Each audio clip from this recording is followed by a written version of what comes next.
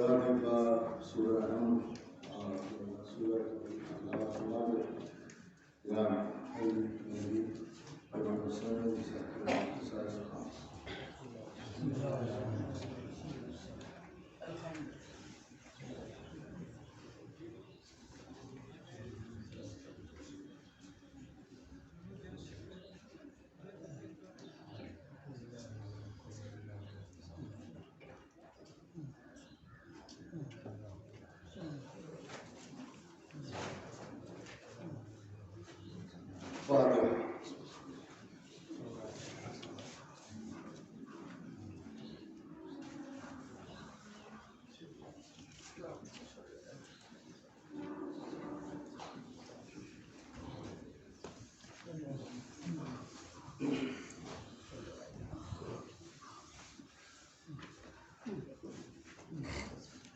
أعوذ بالله من الشيطان الرجيم بسم الله الرحمن الرحيم والحمد لله رب العالمين والصلاة والسلام على أشرف الأنبياء والمرسلين خاتم النبيين سيد المرسلين محب الغرباء والفقراء والمساكين رحمة للعالمين ورسول الثقلين إمام الحرمين صاحب الطاهر والحسين محبوب رب المشرقين والمغربين جد الحسن والحسين مولانا ومولى الثقلين أبي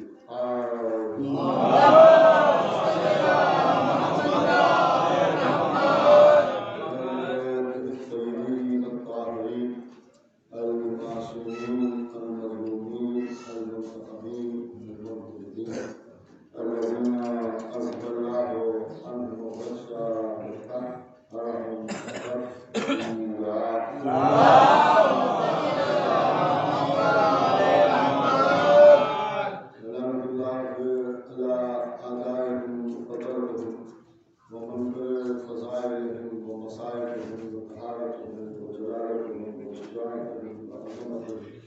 وولايتهم وأطرشهم كلهم ليومنا هذا إلى يوم الدين وما بعد فقد قال الله سبحانه تبارك وتعالى في كتابه الكريم والقرآن الحكيم والقرآن الكريم وقوله الحق بسم الله الرحمن الرحيم إنا هديناه السبيل إما شاكرا وإما كفورا صدق اللهم صل على محمد وعلى محمد.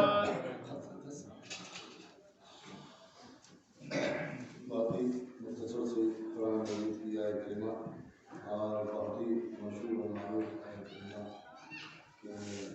جو مومنین کے درمیان محتاج ترجمہ نہیں ہے ادھر سارے کلمات تلاوت ادھر مومنین اور اس کے مطلب اور سمجھ ہوتا ہے تو آئے کلمات میں خلام عالم اشارت کرنا رہا ہے کہ ہم نے ہدایت کا انتظام کر دیا اور اب تمہیں یہ اختیار ہے کہ تم چاہے مان کے شاکرین میں شامل ہو اور یا انکار کر کے اس کا مطلب یہ ہے کہ اللہ نے انسان کی ہدایت کا انتظام کیا اور جو بھی آپ حضرات اس سے بہتر جانتے ہیں کہ اگر کسی کو یہ سارے سوال کی ضرورت ہوتی ہے کسی کے انتقال سے ہوتی ہے تو اس میں زیادہ تر قرآن مجید کی وہ آیات جس میں موت کا تذکرہ ہو یا رسول اللہ کی وہ حدیث جس میں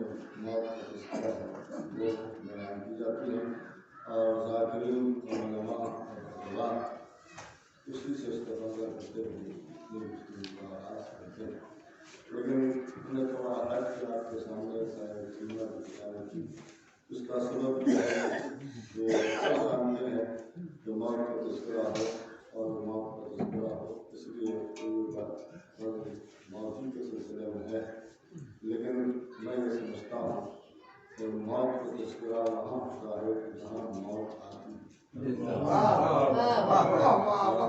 محبت زندگی کو بدل دے موت کا نہیں بلکہ زندگی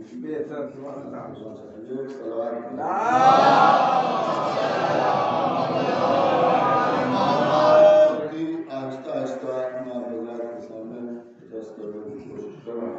اللہ نے انسان کو زندگی عطا کی، انسان کو خلق کیا خوشی، اور یہ چاہا کہ انسان زندگی گزارے تو کامیاب زندگی گزارے کے ہمارے سامنے کیا ہے.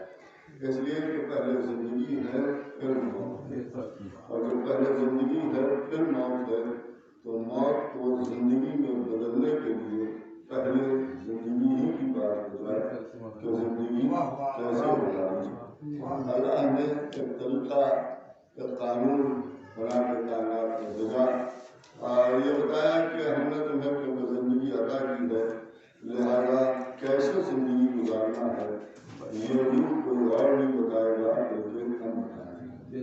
اسی لیے اس نے آواز دی کہ ہم نے ہدایت کا انتظام کر دیا. یہ نہیں کہا کہ ہم انتظام کریں گے، بلکہ یہ ارشاد فرمایا کہ ہم نے انتظام کر دیا.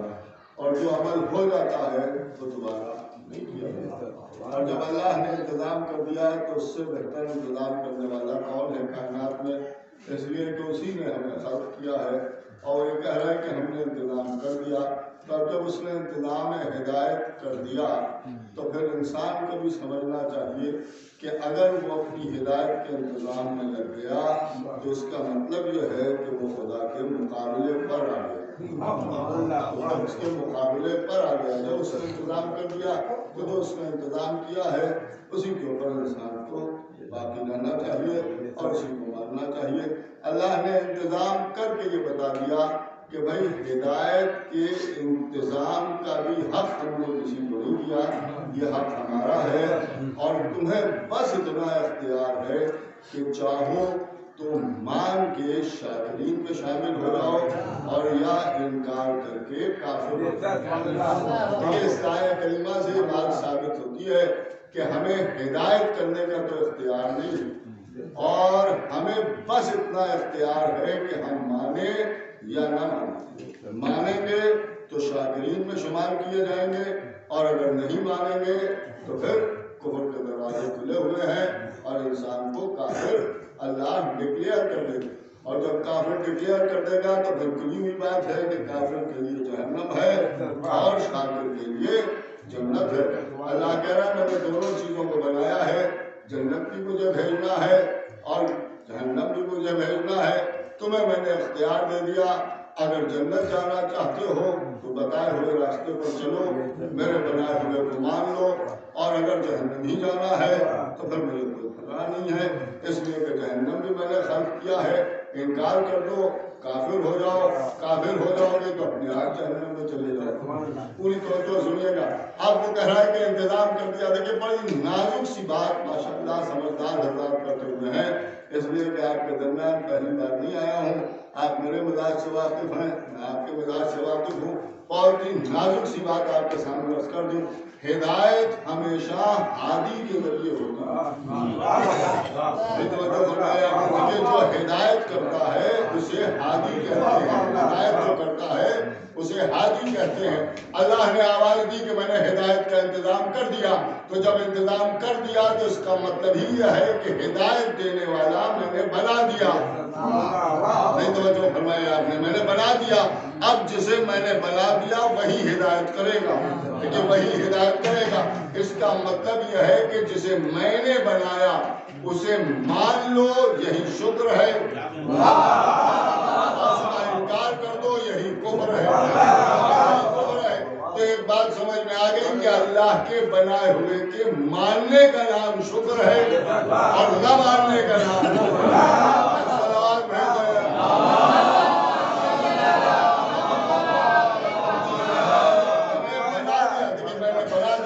میں نے ہدایت کا انتظام کر دیا. اب دیکھیں یہاں کے اوپر ایک بات غور طلب ہے اور وہ یہ ہے کہ ہر چیز کی ایک ضد ہوتی ہے. ہر چیز کی ایک ضد ہوتی ہے. مثلا دن کی ضد ہے رات، دن کی ضد ہے رات، اور رات کی ضد ہے دن. سچ کی ضد ہے جھوٹ اور جھوٹ کی ضد ہے سچ. ظالم کی ضد کا نام ہے مظلوم, مظلوم کی ضد کا نام ہے ظالم, حق کی ضد کا نام ہے باطل, باطل کی ضد کا نام ہے حق, خدیر کی ضد کا نام ہے سقیفہ,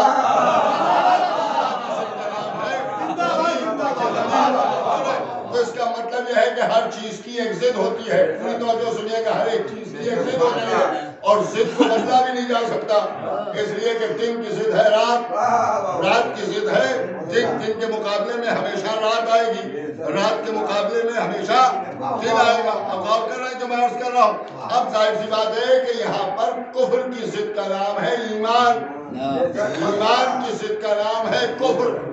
یہی تو کہتے ہیں نا کہ وہ مومن ہے وہ کافر ہے, مومن ایمان سے ہے اور کافر کفر سے ہے.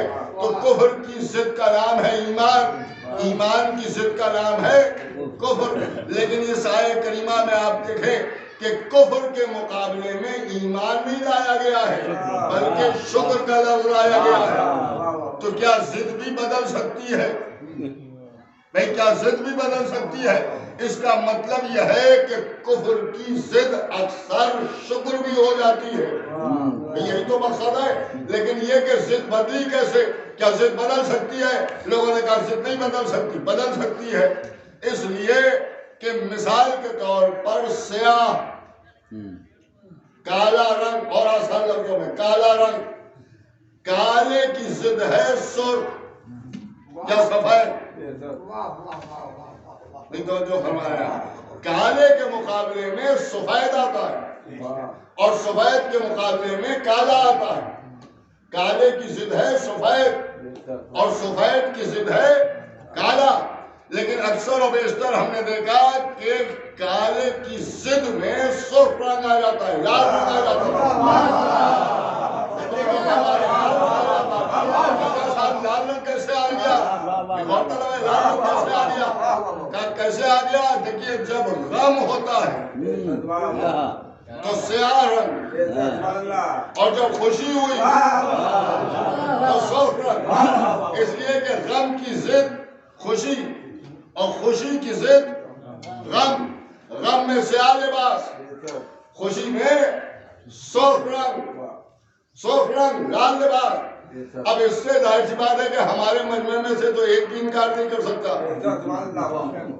اس لیے کہ ہر سال اس ضد کو ہم دیکھتے بھی ہیں. بھائی 2 مہینے 8 دن سیاہ اور ادھر 9 ربیع الاول آئی, کالے کے ضد میں سرخ رنگ آ گیا. تو اس کا مطلب یہ ہے کہ حالات کے اعتبار سے ضد ہوتی ہے. اللہ نے کہا کہ یا شکر اختیار کرو یا کفر اختیار کرو, ہدایت کا انتظام ہم نے کر دیا. اس کا مطلب یہ ہے کہ کسی خاص مسئلے کی طرف اشارہ ہے جس کے ماننے کا نام ہے شکر, نہ ماننے کا نام ہے کفر. لیکن نہ ماننے کا نام ہے کفر. اب یہ کیسے سمجھا جائے؟ کفر تو سبھی جانتے ہیں اور پھر ماشاءاللہ ہم لوگ تو اچھی طرح سے کفر سمجھتے ہیں. کفر کسے کہتے ہیں؟ اس لیے کہ سارے کافر مل کے ہم ہی کو کافر کہتے ہیں. بھائی ظاہر سی بات ہے کہ سارے کافر ہمیں کافر کہتے ہیں اور ہم سب کافروں کو کافر کہتے ہیں. تو کفر تو ہم اچھی طرح جانتے ہیں شکر کیا ہے. اب جب ہم نے شکر کو تلاش کیا تو بہت سی چیزیں سامنے آئی. میں نے کہا صاحب سجدہ شکر ہے, نماز شکر ہے, گفتگو ہو رہی ان کا صاحب شکریہ, ہر چیز میں شکر شکر شکر. میں نے کہا شکر کی تعریف کیا ہے؟ پوری توجہ سنیے گا. شکر کی تعریف کیا ہے؟ کیا کہتے ہیں شکر کی ڈیفینیشن کیا ہے؟ شکر کے معنی کیا ہے؟ تمام علماء نے جو بات بیان کی اس کا نچوڑ آسان لفظوں میں آپ کے سامنے عرض کر دوں. تمام علماء فرما رہے ہیں کہ کسی بھی نعمت کے اظہار کا نام ہے شکر. جو فرمایا کسی نعمت کے اظہار کا نام ہے شکر. اور جب تصویر کا ایک رخ دکھایا گیا تو دوسرا رخ خود سمجھ میں آ گیا. نعمت کے جب اظہار کا نام شکر ہے تو اس کا مطلب ہی یہ ہوا کہ اس نعمت کے نہ اظہار کرنے کا نام کفر ہے، چاہے وہ چھوٹی نعمت ہو اور چاہے وہ بڑی نعمت ہو۔ کہ چھوٹی سے چھوٹی نعمت بھی اگر مل جائے تو اس کا اظہار کرو، یہی ہے شکر۔ تو اگر بھیا چھوٹی سے چھوٹی نعمت کے اظہار کا نام شکر ہے تو جس جگہ ساری نعمتیں تمام ہو رہی ہیں، اور وہ کون سی منزل ہے کہ وہ ولایت علی کی منزل ہے کہ اللہ کہہ رہا ہے آج میں نے نعمتوں کو تمام کر دیا، تو سب سے بڑی نعمت تو ولایت امیر المومنین ہے۔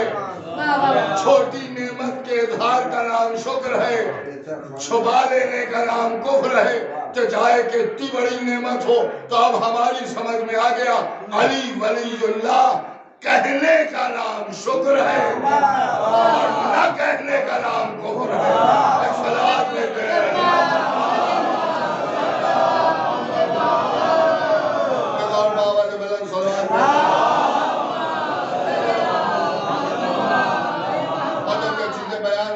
لوگ اس پہ پریشان صاحب ذکر اہل بیت، ہماری جان نثار مولا کائنات خالق کل غالب حضرت اس لیے یہاں تو زندگی ملتی ہے تو انہی کے لیے زندگی ملتی ہے، ہم جیتے ہیں تو انہی کے لیے جیتے ہیں، اس لیے کہ ہماری جان کا نام مولا علی ہے اور ہماری جان کا نام ذکر علی ہے۔ اگر ذکر علی ہے تو ہم زندہ ہیں، اور اگر یہ نہیں ہے تو ہم مر گئے۔ اور یہاں تو معاملہ یہ ہے کہ اسی پر جینا ہے اور اسی پر مرنا ہے، یہ اسی پر مرنا ہے۔ زمانے کا عالم یہ ہے کہ اسے صرف اور صرف اعتراض کرنا ہے۔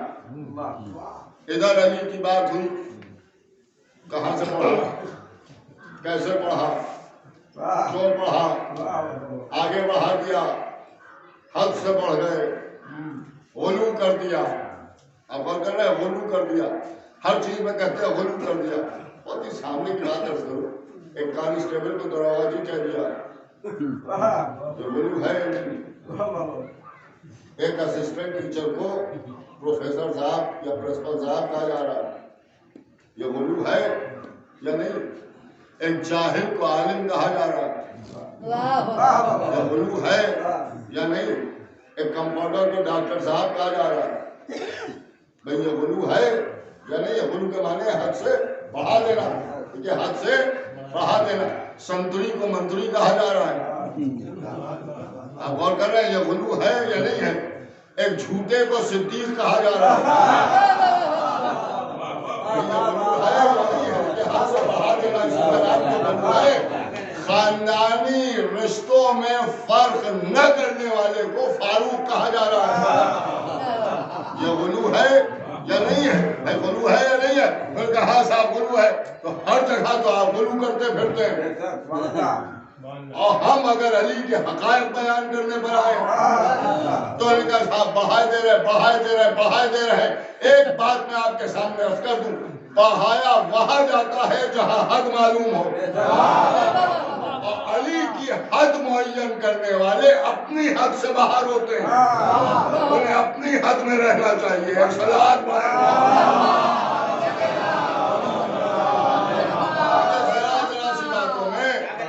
کے ساتھ بڑھا دیا، بڑھا دیا، بڑھا دیا۔ ایک بات میں آپ کے سامنے عرض کر دوں، بڑھانے کے لیے پہچاننا ضروری ہے، بڑی نازک سی بات ہے، پہچاننا ضروری ہے۔ اور جب پہچان کی بات آتی ہے تو اچھوں نے علی کو نہیں پہچانا۔ میرے رسول اللہ کی حدیث بالکل سامنے کی، بس ایک جملہ مجھے آپ کے سامنے عرض کرنا ہے کہ نبی نے فرمایا کہ یا علی تم کو یا میں نے پہچانا یا اللہ نے پہچانا۔ ایک ہی طریقے سے حدیث بیان ہوئی، کبھی نبی نے فرمایا کہ اللہ کو یا میں نے پہچانا یا علی نے پہچانا، اور پھر فرمایا کہ مجھے یا اللہ نے پہچانا یا علی نے پہچانا۔ اور جب حضرت علی کی بات آئی تو ارشاد فرمایا کہ یا اللہ نے پہچانا یا میں نے پہچانا۔ اب یہاں مسلمان کہتے ہیں کہ صاحب نبی بڑے ہیں، اللہ بڑا ہے، علی چھوٹے ہیں۔ اب غور کر رہے ہیں، نبی تو فرما رہے کہ ایک ہی نور کے 2 ٹکڑے ہیں، یہ ابھی تک چھوٹے ہیں اور بڑے ہیں، اسی مطلب کو میں نے کہا چلیے آپ ہی کی بات صحیح، سب سے بڑا اللہ، اس کے بعد نبی اور حضرت علی، تو آپ کے مقام چھوٹے۔ لیکن کبھی آپ نے یہ غور کیا کہ اللہ کو پہچاننے کے لیے ایک تو نبی جو بڑے ہیں اور ایک علی جو چھوٹے ہیں، اللہ کو پہچاننے کے لیے ایک نبی اور ایک علی، اور نبی کو پہچاننے کے لیے ایک اللہ اور ایک علی، ایک بڑا ایک چھوٹا۔ لیکن علی کا معاملہ بالکل برعکس ہے، یا اللہ پہچانتا ہے یا نبی پہچانتے ہیں، دونوں وہ پہچانتے ہیں جنہیں آپ بڑا کہتے ہیں۔ نہیں توجہ فرمائیے، تو ایک بات تو سمجھ میں آ گئی کہ بھائی علی کو پہچاننے والے بڑے ہوتے ہیں۔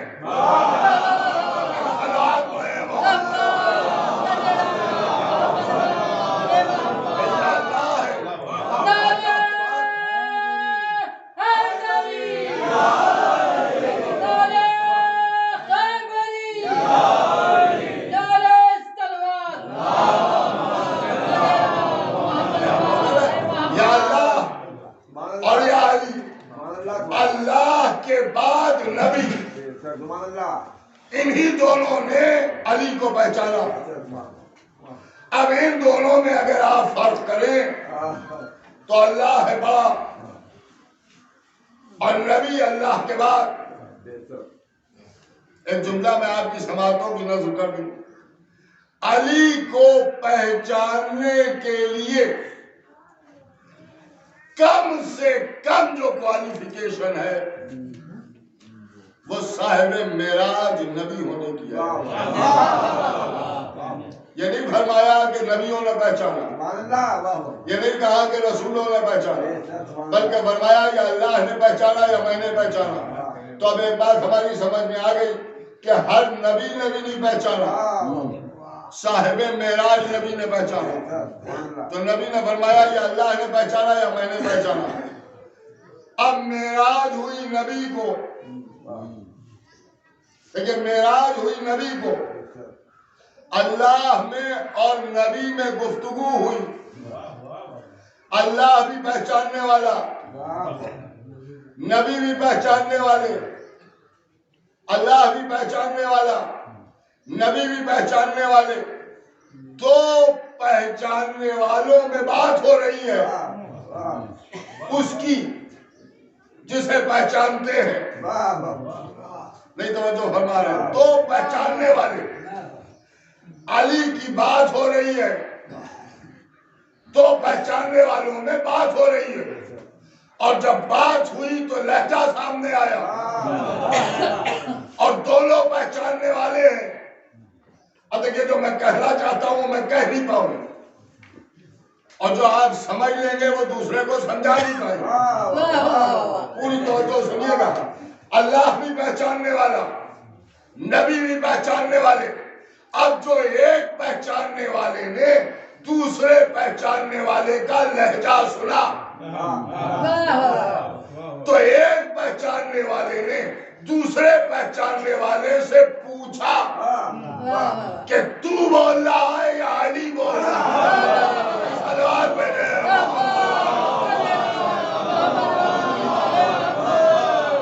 یا جب پہچاننے والے اس منزل پر ہیں تو نہ پہچاننے والے کس منزل پر ہیں؟ سلوات پڑھے محمد۔ اب ایک بات سامنے آئی کہ صاحب آپ تو پڑھاتے ہیں، آپ کو یہ معلوم ہونا چاہیے کہ اللہ نے علی کو نبی نہیں بنایا، نبی نہیں بنایا۔ میں نے کہا مولوی صاحب آپ نے یہ تو دیکھ لیا کہ نبی نہیں بنایا، کیوں نہیں بنایا یہ نہیں دیکھا۔ بھئی کیوں نہیں بنایا؟ علی میں کیا کمی تھی جو علی کو نبی نہیں بنایا؟ بھئی کیا کمی تھی؟ تو ان کا کمی کا مطلب بھئی ظاہر سی بات ہے کہ کوئی کمی ہوتی ہے ان کا صاحب اس عہدے پر نہیں فائز ہو پائے، تو اس عہدے پر پہنچنے میں کوئی کمی ہوگی، کبھی نہیں پہنچ پائے۔ اللہ نے علی کو نبی نہیں بنایا، کیوں نہیں بنایا؟ اگر جانے دیجیے آدم کو بنایا، کیوں بنایا؟ نوح کو بنایا، کیوں بنایا؟ ابراہیم کو بنایا، کیوں بنایا؟ موسیٰ کو بنایا، کیوں بنایا؟ عیسیٰ کو بنایا، کیوں بنایا؟ کس وجہ سے بنایا؟ تو نے کہا صاحب اس میں بنانے کی کیا بات ہے، سامنے کی بات ہے۔ آدم کے پاس علم، نوح کے پاس تقویٰ، ابراہیم کے پاس خلت، موسیٰ کے پاس ہیبت، عیسیٰ کے پاس زہد، تو جہاں ایک ایک صفت وہاں نبوت بھی، وہاں پیغمبری بھی، وہاں کتابیں بھی، اور جہاں نبی فرمایا آدم کو ان کے علم میں، نوح کو ان کے تقوی میں، ابراہیم کو ان کی خلت میں، دیکھنا ہو تو علی میں دیکھو۔ تو جہاں سارے انبیاء اپنے سارے صفات کے ساتھ جمع ہو، وہاں نہ نبی بنایا جا رہا ہے، نہ رسول بنایا جا رہا ہے، نہ پیغمبر بنایا جا رہا ہے، نہ کتاب دی جا رہی ہے، نہ شریعت دی جا رہی ہے۔ وجہ کیا ہے؟ اللہ نے آدم کو نبی بنایا کیونکہ وہ صفت اللہ ہے، نوح کو نبی بنایا کیونکہ وہ نبی اللہ ہے، ابراہیم کو نبی بنایا وہ خلیل اللہ ہے۔ آپ نے غور کیا ان سب کو اللہ نے نبی بنایا، مگر علی کو اس لیے نبی نہیں بنایا کہ کیونکہ علی کو اللہ نے اپنے صفات کا مظہر بنایا، اور جب اپنے صفات کا مظہر بنایا تو اس نے آواز دی کہ تم میرے صفات کے مظہر ہو، تو جو میں نہیں وہ تم نہیں، میں بھی نبی نہیں، تم بھی نبی نہیں، میں بھی پیغمبر نہیں، تم بھی پیغمبر نہیں، مجھ پر بھی کتابیں نہیں، تم پر بھی کتابیں نہیں، مجھ پر بھی شریعت نہیں، تم پر بھی شریعت نہیں، اور جو جو چیزیں میں نے اپنے لیے منسوخ کی ان سب میں تم شریک، پھر بھی میں لا شریک، پھر بھی میں لا شریک، کیونکہ تمہارے شریک ہو جانے سے میرے لا شریک ہونے پر کوئی اثر نہیں پڑے گا۔ ہر صفت میں تمہیں شریک کیا، میں سورج کو خلق کروں گا، تم اشارے سے بتلاؤ گے، میں ستارے کو پیدا کروں گا، تم تحدیث کو بلاؤ گے، میں قرآن کو نازل کروں گا، تم پڑھ کے سناؤ گے، میں کعبہ بنواؤں گا، تم کعبے میں آؤ گے، میں دین بھیجنے والا، تم دین بچانے والے، میں رسول کو رسول بنانے والا، تم ہر مصیبت پر وقت کام آنے والے، میں ذوالفقار کو نازل کرنے والا، تم ہاتھ میں لے کے چلانے والے، رزاق میں کہلاؤں گا اور روٹیاں تمہارے گھر سے منگاؤں گا، معراج میں محمد کو میں بلاؤں گا، پردے کے پیچھے سے ہاتھ تم میں بھی مولا کہلاؤں گا، تم بھی مولا کہلاؤ گے، میں بھی ولی کہلاؤں گا، تم بھی ولی کہلاؤ گے، اور میں بھی علی کہلاؤں گا اور تم بھی علی کہلاؤ گے۔ صلوات بھیجے۔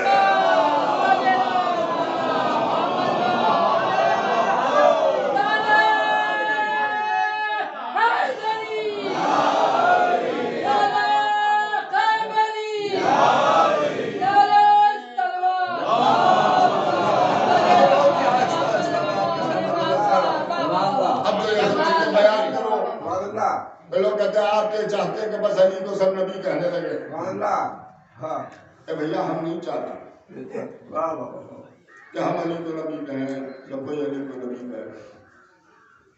اس کا سبب یہ ہے کہ ہم کہیں بھی تو کس منہ سے کہیں، بھئی کس منہ سے کہیں، اگر کس منہ سے کیا مطلب آپ غور کر رہے ہیں کہ اگر ہم علی کو نبی کہیں بھی تو کس منہ سے کہیں؟ جہاں خدا کہنے والے بیٹھے ہوں وہاں اگر ہم نے نبی کہا بھی تو کیا کہا؟ اور جب علی نے ان کی خدائی کو قبول نہیں کیا، ایک صلوات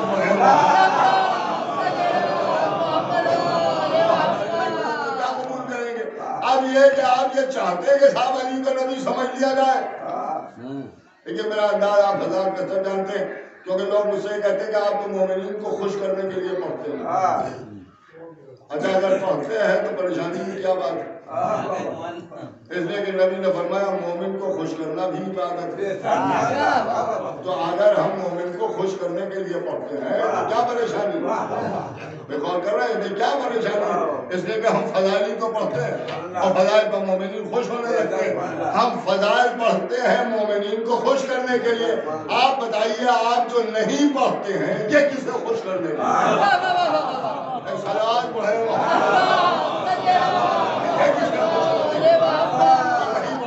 اور ہم دونوں کام کرتے ہیں.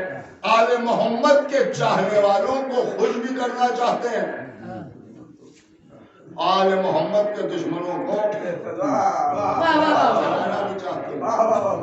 لہذا دونوں طرح سے ہم بات کرتے ہیں. یہ جو کہا جا رہا ہے کہ آپ چاہتے ہیں کہ آپ علی کو نبی سمجھ لیں تو ہم تو نہیں چاہتے. پوری توجہ سنیے گا, ایسی بات کہوں گا کہ مومنین خوش ہو جائیں گے اور منافقین چل جائیں گے, لیکن کاٹ نہیں ہے میری بات, ہسٹوریکل فیکٹ ہے جو میں آپ کے سامنے عرض کروں گا. پوری توجہ سنیے گا, اور اگر کوئی غلط ثابت کر دے گا تو مذہب بھی بدلنے کے لیے. ہم نہیں چاہتے کہ علی کو نبی سمجھے, ہم نے کبھی نہیں چاہا, ہماری قوم نے کبھی نہیں چاہا, ہمارے بچوں نے نہیں چاہا. لیکن اب اسے کیا کیا جائے کہ اللہ نے اپنے نبی کی جان بچانے کے لیے شب ہجرت یہ چاہا کہ ایک رات ہی صحیح علی کو سمجھا جائے.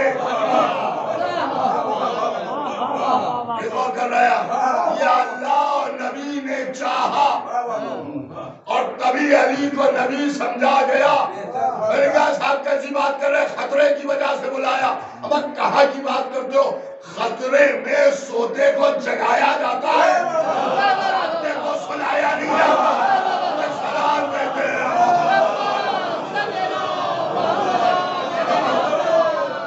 اچھے خاصے اپنے گھر میں یہاں آ جاؤ. خالی میرے گھر میں آنے سے اگر کوئی نہ سمجھے تو بستر پر لیٹ جاؤ. خالی بستر پر لیٹنے سے کوئی نہ سمجھے تو چادر اوڑھ لو, اور چادر اوڑھنے سے بھی کوئی نہ سمجھے تو سو جاؤ, اور خالی سونے سے بھی کوئی نہ سمجھے تو پھر میری طرح سو جاؤ. نہیں توجہ فرمائی آپ نے, میری طرح سو جاؤ. ایسے سو جاؤ کہ دیکھنے والا تمہیں دیکھے تو مجھے سمجھے. سلوات بھیجے تمہیں دیکھے تو مجھے سمجھے. آپ نے غور کیا رات بھر لوگ بیٹھے رہے اور جھاگ جھاگ کے علی کو دیکھتے رہے اور نبی سمجھتے رہے. ایک بات عرض کر دوں, یہ دیکھنے والے شیعوں کی نظر سے نہیں دیکھ رہے تھے, یہ دیکھنے والے چاہنے والوں کی نظر سے نہیں دیکھ رہے, یہ دیکھنے والے جبریل کی نظر سے نہیں دیکھ رہے تھے, یہ دیکھنے والے آدم کی نظر سے نہیں دیکھ رہے تھے, نوح کی نظر سے نہیں دیکھ رہے تھے, ابراہیم کی نظر سے نہیں دیکھ رہے تھے, ختمی مرتبت کی نظر سے نہیں دیکھ رہے تھے, سلمان و ابوذر و مقداد کی نظر سے نہیں دیکھ رہے تھے, ہماری اور آپ کی نظر سے نہیں دیکھ رہے تھے. یہ دیکھنے والے قاتل کی نظر سے دیکھ رہے تھے. ایک جملہ کہہ دوں, کیا کہنا میرے مولا تمہارا کہ تمہیں اگر کسی نے قاتل کی نظر سے بھی دیکھا ہے تو نبی سمجھا ہے.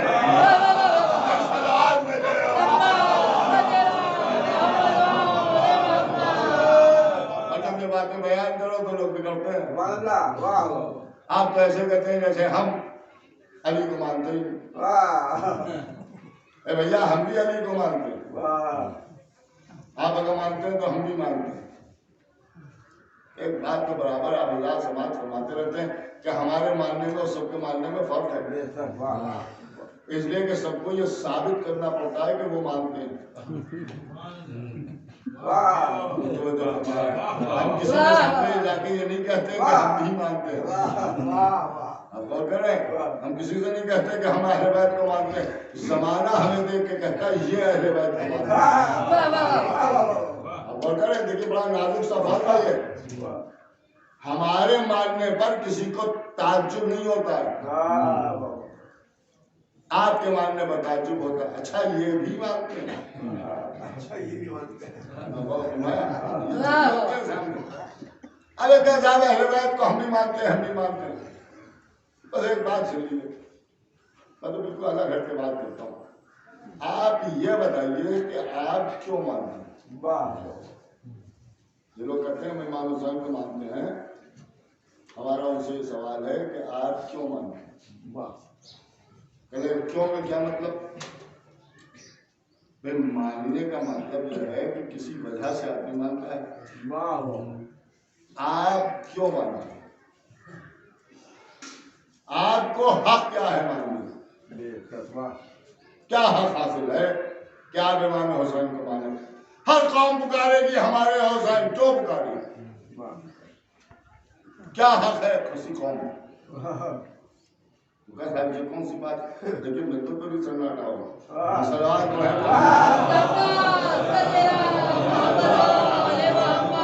ٹیکنیکل بات ہے، ہر چیز میں ہمیں سے سوال ہوتا ہے، ہر بات میں سوال ہوتا ہے۔ ہم نے نیا لباس پہنا، آپ نے کہا کیوں پہنا؟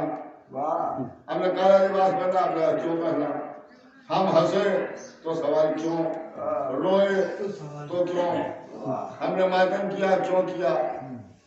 اب وہ کریں ہر چیز میں ہمیں سے پوچھا جا رہا ہے، اور اس کے بعد تو رائے یہ ہے کہ ہم بھی مانتے ہیں، تو آپ کیوں مانتے ہیں؟ ارے صاحب ہم نے علی کو مانا، کیوں مانا؟ یہی سوال ہے، آپ غور کریں یہی سوال ہے۔ ہم سے اگر آپ پوچھیں کہ آپ نے کیوں مانا، تو ہم نے اس گھرانے کے علاوہ کسی گھرانے کو کبھی مانا نہیں۔ ہمارا تو ماننا یہ ہے کہ ہم اس لیے مانتے ہیں۔ آپ جو مانتے ہیں وہ کیوں مانتے ہیں؟ وجہ بتائیے۔ ان کا صاحب یہ کون سی بات ہے؟ اچھا بتائیے پہلے کو جو آپ نے مانا کیوں مانا نبی کے بعد؟ کس وجہ سے؟ ارے صاحب اجماع ہو گیا تھا۔ اچھا تو سب نے مان لیا تو آپ نے مان لیا؟ کہاں کہ سب کسی کو بھی مان لیں گے، آپ اسے مان لیں۔ ہندوستان میں رہتے ہیں، سب نے مودی کو مان لیا، آپ کیوں بگڑے جا رہے ہیں؟ اور کر رہے ہیں اجماع ہے، سلوات پڑھیں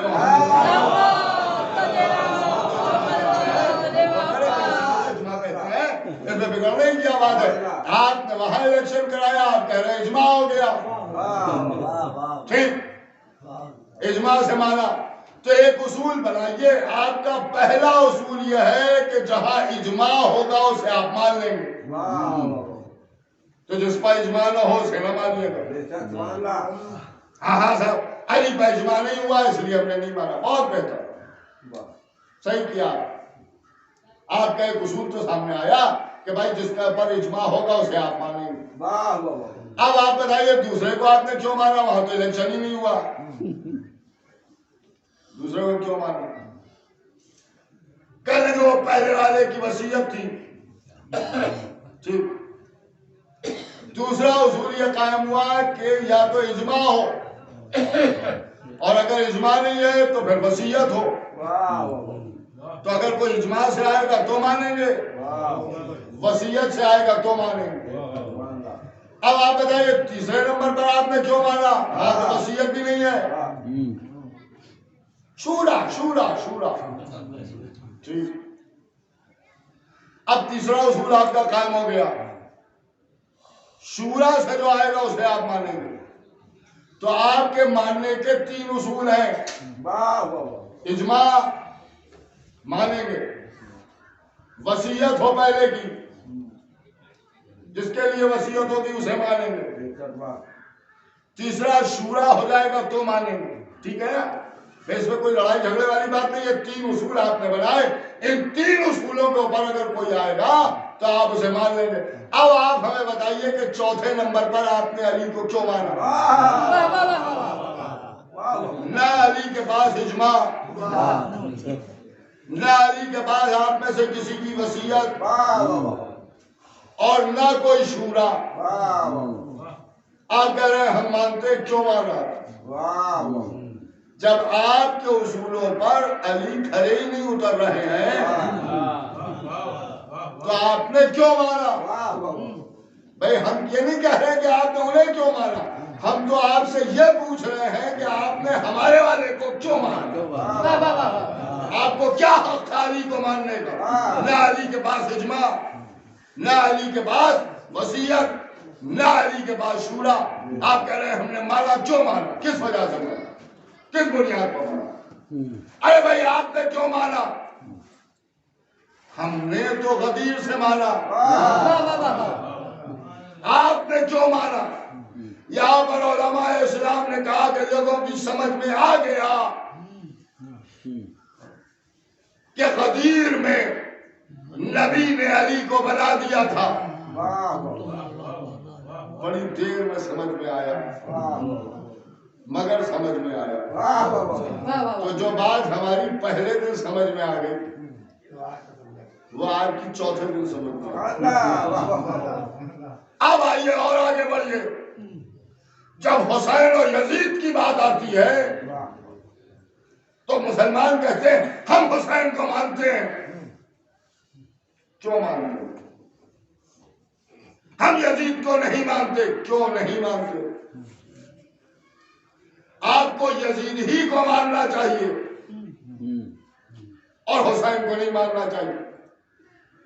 وجہ اس کی یہ ہے کہ پہلا اصول اجماع یزید کے پاس موجود ہے. دوسرا اصول وصیت, باپ کی وصیت موجود ہے.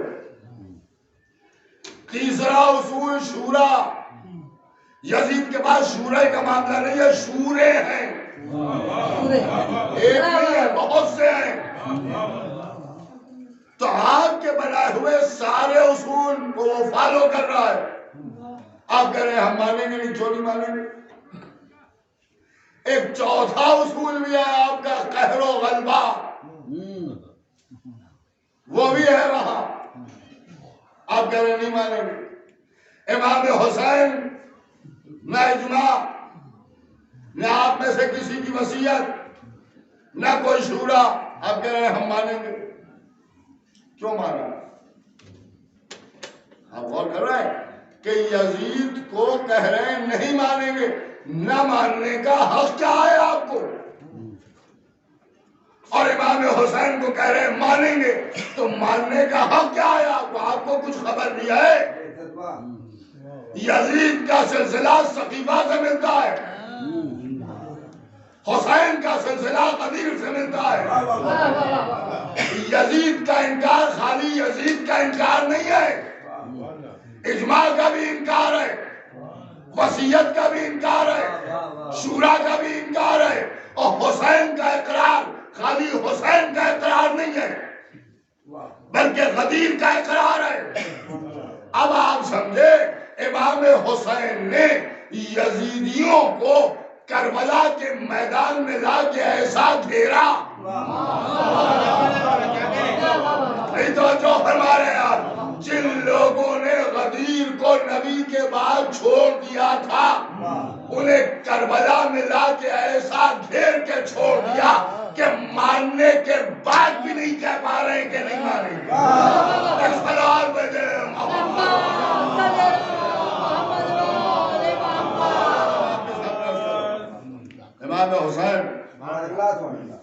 حسین کا سلسلہ غدیر سے ملتا ہے. اور جب بات ہوتی ہے تو علماء اسلام کہتے ہیں اب یزید کو کیسے مان لیں, وہ نبی کے نواسے کا قاتل ہے. بڑے بھولے ہیں, نبی کی بیٹی کے قاتل کو مانے لے رہے ہیں, نواسے کے قاتل کو نہیں مانیں گے. ایک صلوات پڑھے محمد.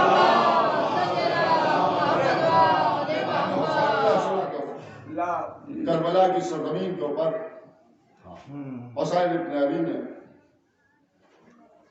ولایت علی کو ثابت کیا, اور یہ ثابت کیا کہ جدھر امام ہے حق ادھر ہی ہے. سب کچھ یزید کی طرف, دولت ادھر، خزانہ ادھر، اقتدار ادھر، حکومت ادھر، تخت ادھر، تاج ادھر، اور پھر جو آئے ہیں اس میں صحابی بھی ہیں، نمازی بھی ہیں، روزہ دار بھی ہیں، حاجی بھی ہیں۔ ایک کمی یزید کے لشکر میں یہ ہے کہ سب کچھ ادھر ہے مگر امامت ادھر، اور جدھر امامت ہے حق ادھر۔ حسین کربلا کی سرزمین کو پٹی دن کے بھوکے اور پیاسے شہید ہوئے۔ ایک مرد مومن کے ساتھ خاموش طبیعت،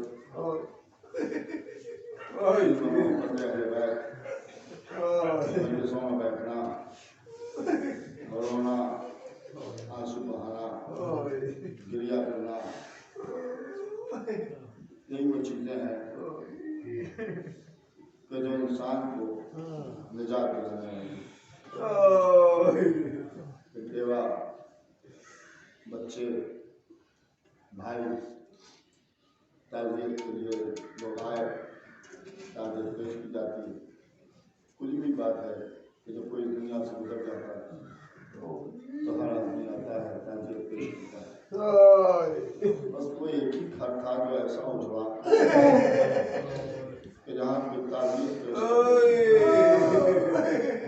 وہ گھرانہ حسین کا گھرانہ، 4 سالہ کا لاش کربلا کی سرزمین کو بلا حملہ کرتا ہے۔ آقا حسین فرماتے تھے عباس مر گئے، علی اکبر جدا ہوا، ہم سے کسی نے یہ بھی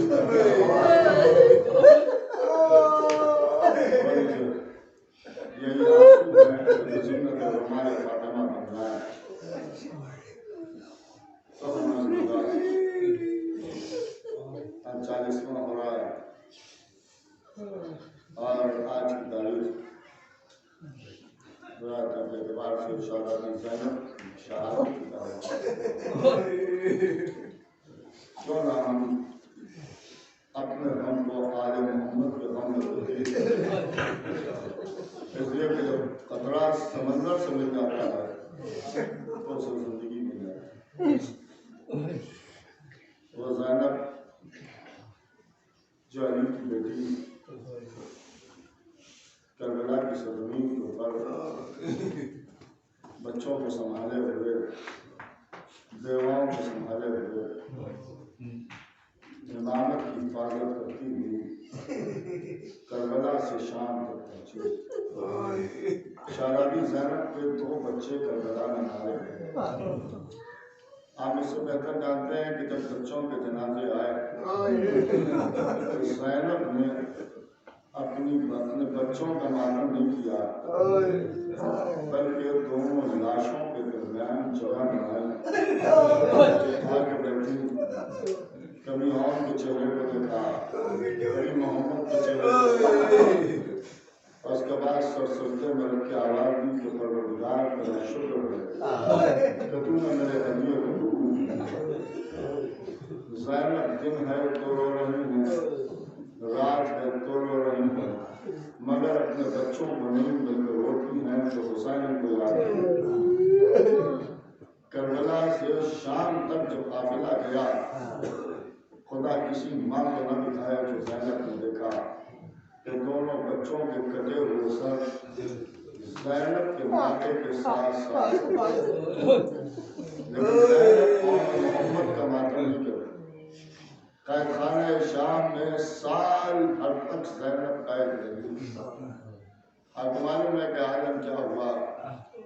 جناب سید سجاد فرماتے ہیں بوبی اماں میں دیکھ رہا ہوں کہ آپ بیٹھ کے نماز پڑھتے ہیں، اور میرے لال اب میں اتنی طاقت نہیں ہے کہ میں کھڑے ہو کے نماز پڑھوں، اس لیے کہ جو یزید کی طرف سے کھانا آتا ہے تو اتنا کم ہوتا ہے کہ بچوں کا ہی پورا نہیں ہوتا، لہٰذا میں اپنے حصے کا بھی بچوں کو کھلا رہا ہوں۔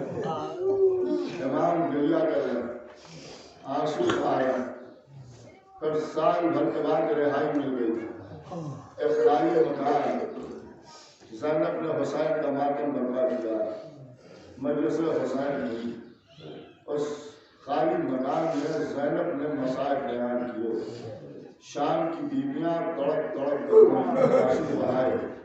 پھر یہ قافلہ وہاں سے چلا، کربلا آیا، 7 دن تک حسین کا ماتم کربلا میں ہوا۔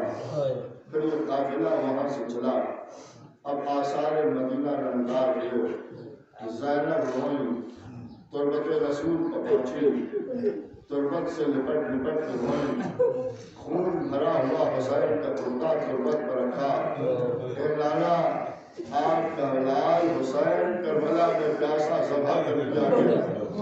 تربت لڑکی کہ یہ بیوی گھر آ گئی، دن ہے تو رو رہی، رات ہے تو آنسو بہا رہی، اے روئے جناب عبداللہ جو جناب زینب کے شوہر بیت الشرف میں آئے، آ کے جناب سید سجاد کے پاس بیٹھے، کچھ دیر بیٹھے رہے، پھر اٹھ کے چلے گئے، پھر آئے، پھر آ کے بیٹھے، پھر اٹھ کے چلے گئے، کہ مرتبہ دوبارہ جب آئے کہ جناب سید سجاد اپنی جگہ سے اٹھے، بازو پکڑا، آہستہ سے گوشے میں لے گئے، اور اس کے بعد فرمایا کہ ایسا محسوس ہوتا ہے کہ آپ کچھ کہنا چاہتے ہیں۔ جناب عبداللہ نے سر جھکا کے کہا کہ بیٹا سید سجاد کیا تمہاری پھوپھی ہم سے کچھ خفا ہے؟ آپ کیسی بات کر رہے ہیں؟ کہ پھر کیا بات ہے کہ وہ اب تک اپنے گھر نہیں آئے، بس یہ سنتا تھا کہ امام سارو خطار روئے، اور اس کے بعد فرمایا کہ آپ خود دریافت کریں تو بہتر ہے۔ جناب عبداللہ گھر کے اندر داخل ہوئے، ادھر ادھر دیکھا، زینب نظر نہیں آئی، آواز دی، اور اس کے بعد پوچھا کہ زینب تم کہاں ہو، میں تمہیں تلاش کر رہا ہوں۔ اتنا کہنا تھا کہ صحنِ خانہ سے ایک آواز آئی، میرے والد تم نے مجھے نہ پہچانا، میں تمہارے سامنے موجود ہوں۔ اب یہ دیکھا تو تڑپ کے فرمایا کہ بی بی یہ سر کے بال سفید کیسے ہو گئے، بی بی یہ چہرے میں جھریاں کیسے پڑ گئی۔ اے عبداللہ یعقوب کا ایک بیٹا جدا ہوا، اتنا روئے کہ آنکھیں سفید ہوئیں، لیکن عبداللہ میرے گھر سے ایک دن میں 18 جنازے نکل گئے، میرا یہ عالم نہ ہوگا تو کس کا عالم ہوگا۔ جناب عبداللہ بھی روئے، اور اس کے بعد زینب نے واقعات کربلا بیان کیے، جناب عبداللہ روتے رہے، پھر فرمایا کہ بی بی کیا بات ہے، گھر اب تک نہ گئی؟ کہ عبداللہ تم سے شرمندہ ہے، کہ اس بات کی شرمندگی کہ تمہارے 2 بچے ہمارے ساتھ ہیں، زینب آئی ہے مگر گودی اجڑ چکی ہے۔ کہا کوئی بات نہیں، ایک میری طرف سے حسین پر قربان، ایک آپ کی طرف سے حسین پر قربان۔ اتنا کہنا تھا کہ فرماتی ہے کہ عبداللہ ہمیں اطمینان ہوا، سر پر ردا ڈالی، چلو عبداللہ گھر چلے۔ آواز دی ام کلثوم ہم گھر جا رہے ہیں۔ سیدانیوں نے رخصت کیا، جناب سید سجاد کچھ دور تک پہنچانے کے لیے آئے، جناب عبداللہ زینب کو لیے ہوئے اپنے بیت الشرف کی طرف بڑھے، آہستہ آہستہ گھر پر پہنچے، دروازے کو کھولا، اندر داخل ہوئے، زینب اندر داخل ہوئی، عبداللہ مڑ کے گھر کا دروازہ بند کیا، بند کر کے پلٹے تو کیا دیکھا، صحن میں زینب فرش پر بیٹھی رو رہی ہے۔ آگے بڑھ کے دریافت کیا کہ عبداللہ کیا، عبداللہ کہتے ہیں بی بی کیا بات ہے، اے بی بی صحن میں بیٹھی کیوں رو رہی ہو؟ عبداللہ تمہیں معلوم ہے میں نے بچوں کے لاشیں دیکھے، لیکن میں نے اپنے بچوں کا ماتم نہ کیا، کٹے ہوئے سر میرے ساتھ ساتھ چلے، لیکن میں نے اپنے بچوں کا ماتم نہ کیا۔ عبداللہ شام میں ایک بی بی نے یہاں تک کہہ دیا کہ کیا ان بچوں کی ماں دنیا میں موجود تھی، لیکن میں نے اپنے بچوں کا ماتم نہ کیا۔ اے عبداللہ اب زینب اپنے اس گھر میں آئی ہے جس گھر میں وہ اپنے بچوں کے ساتھ رہتی تھی۔ عبداللہ خیر میں اپنے دل کو سنبھال لوں تو میں حجرے میں چلتی ہوں۔ جناب عبداللہ کچھ دیر رکے، پھر جھکے، جھک کے بازو پکڑ کے زینب کو اٹھایا، اور اس کے بعد فرمایا بی بی خاک پر بیٹھ کے رونا اچھا نہیں ہوتا، چلو حجرے میں چلو۔ آہستہ آہستہ لے کے چلی، چلے آگے آگے آگے زینب پیچھے پیچھے عبداللہ حجرے کے دروازے پر پہنچے. دروازے کو پکڑ کے زینب کھڑی ہو گئی, آنکھوں میں آنسو ہیں, عبداللہ کا چہرہ دیکھ رہی ہے. جناب عبداللہ فرماتے بی بی آگے بڑھو. زینب نے پھر حجرے کو دیکھا, پھر آہستہ سے قدم اندر رکھا تو بستر چھوٹے چھوٹے نظر آئے. آ کر دل تڑپ گیا, کربلا کا رخ کیا, اے اولو محمد آؤ, یہ بستر خالی ہے. ارے یہ ماں پکار رہی ہے, واہ حسین.